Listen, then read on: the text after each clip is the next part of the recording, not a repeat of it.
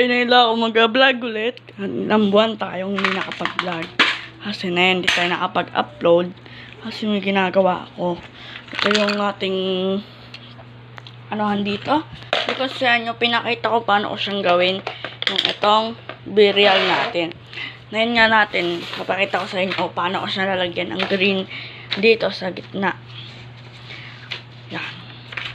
Ito yung lapis. Tapos kailangan natin ng Holland syempre. Ayan. Holland. At triangle na gawa sa karton. Testing muna natin yan. Pero, ayusin muna natin to.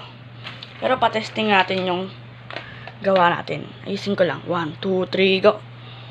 Unang-una, kailangan natin ng itim. Lalagyan natin to. Lalagyan natin to. Ito. Yan. Lalagyan natin yan. Punuin lang natin. Kaya malapit na mapuno. Yan, puno na. At kailangan natin ng pamato. O dito, hanapin ko lang ito. Ito yung pamato natin. Yung may color na white. Pwede naman kahit ano, kahit walang kulay. Okay na yan. Tingnan natin. Yan.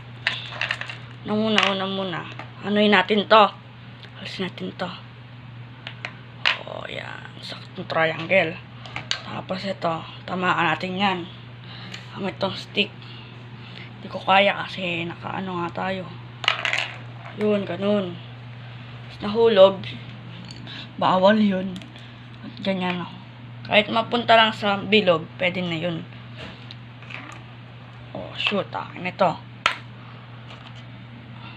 Nahirapan ako. Basta. Ayusin muna natin. 1, 2, 3, go! Yan, lagay natin tong ano dito. Yung papel. At saktuhin lang natin yan. Ganyan. Tapos gugupitin natin. Gugupitin ko na. 1, 2, 3, go. Teka lang, kailangan natin ng cutter, gunting, at panulat. Let's go. Bye-bye. Bakit ako nagbababay? Okay, sige. Go. 1, 2, 3, go. Oh, yan na. Cutter natin to.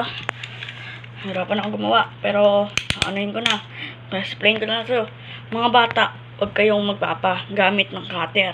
Pagpatulong kayo sa magulang ninyo.